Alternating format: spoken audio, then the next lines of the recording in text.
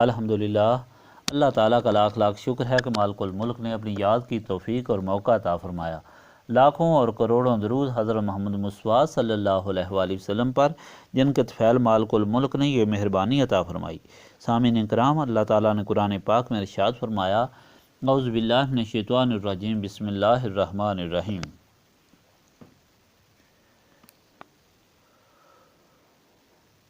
خوب جان لو کہ دنیاوی زندگی کھیل اور تماشا اور سامان آرائش ہے، آپس میں مقابلہ اور ایک دوسرے سے زیادہ مال اور اولاد حاصل کرنا ہے۔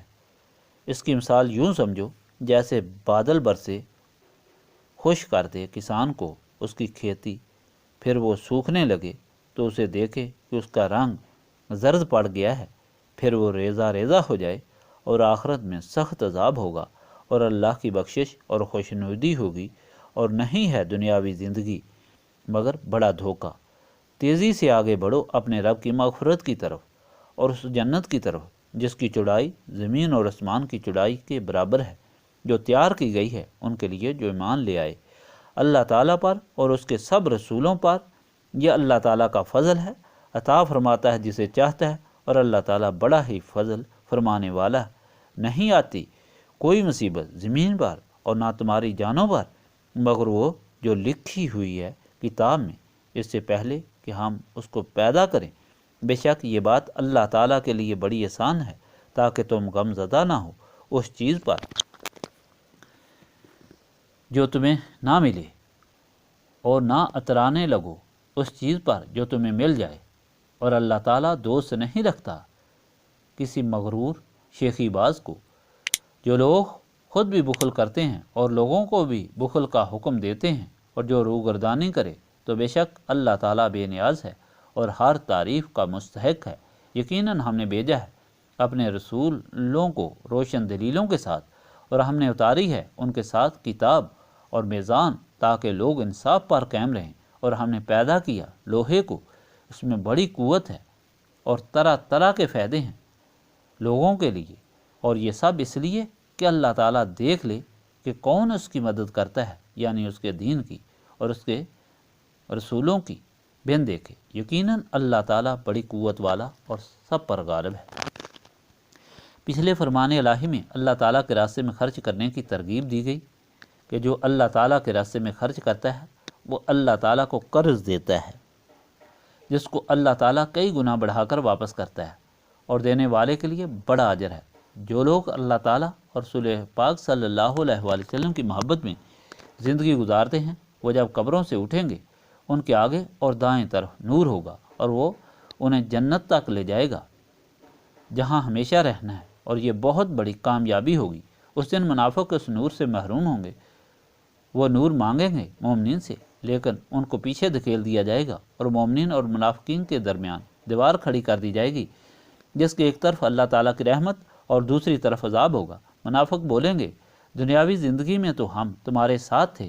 ان کو حکم ہوگا کہ تم نے خود کفر پسند کیا اور دنیا میں جھوٹی امیدوں میں پھنسے رہے، اب فیصلہ ہو چکا، اب تمہارا ٹھکانہ جہنم ہے۔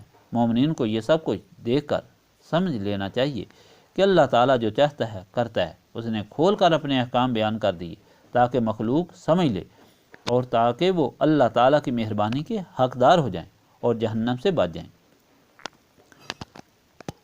آج کے فرمان میں دنیا کی حقیقت بیان کی گئی کہ یہ دنیا اور اس کا مال جس کے لیے انسان دن رات تک و دو میں رہتا ہے، اور وہ سب دھوکہ ہے، سب چیز فنا ہونے والی ہے۔ اس کی مثال اس طرح ہے کہ بارش سے جب کھیتی سرسبز ہوتی ہے، زمیندار دیکھ کر خوش ہوتا ہے، مگر پھر وہ سوکھ کر ریزہ ریزہ ہو جاتی ہے۔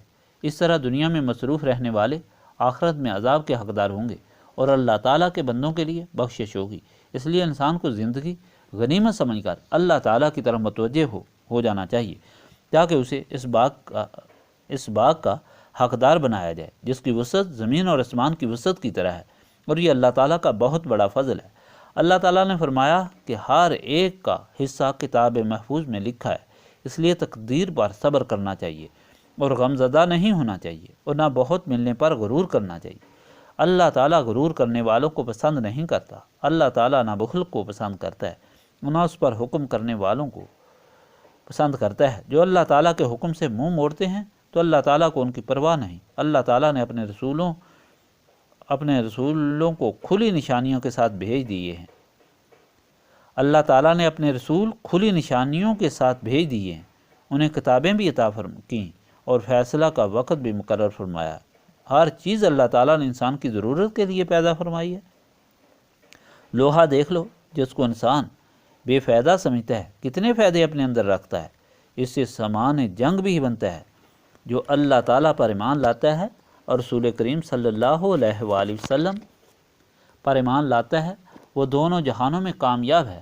اللہ تعالیٰ بڑی طاقت والا اور مدد فرمانے والا ہے۔ اس فرمان الہی میں ساری ہدایت یہ ہے کہ اللہ تعالیٰ کے رسول صلی اللہ علیہ وآلہ وسلم کی اطاعت اختیار کرو تو تمہیں دونوں جہانوں کا مالک، دونوں جہانوں میں سرفروش سرفراز کرے گا۔ اور اللہ تعالیٰ اور رسول پاک صلی اللہ علیہ وآلہ وسلم کی اطاعت وہی کر سکتے ہیں جن کے دل و دماغ نسبت رسولی صلی اللہ علیہ وآلہ وسلم سے منور ہوتے ہیں، اور شیطان اور نفس کسی مقام پر ان کو شک و شبہ میں ڈال کر گمراہ نہیں کر سکتے۔ ایسا انسان شیطان اور نفس کو مغلوب کر کے اللہ تعالیٰ کا بندہ اور رسول پاک صلی اللہ علیہ وآلہ وسلم کا غلام بن کر زندگی گزار سکتا ہے۔ یہی نسبت رسولی صلی اللہ علیہ وآلہ وسلم ہے جس کے ہم طالب بن کر یہاں بیٹھ کر یاد الہی کرتے ہیں۔ اللہم صلی علی سیدنا محمد وعلی آلہ وصحبہ صلاۃ تکون لنا امان من کل خوف، لا الہ الا انت سبحانک انی کنت من الظالمین، استغفر اللہ العظیم الذی لا الہ الا هو الحی القیوم واتوب الیہ، استغفر اللہ العظیم الذی لا الہ الا هو الحی القیوم واتوب الیہ، استغفر اللہ العظیم الذی لا الہ الا هو الحی القیوم واتوب الیہ۔ ربنا تقبل منا انک انت السمیع العلیم وتب علینا انک انت التواب الرحیم۔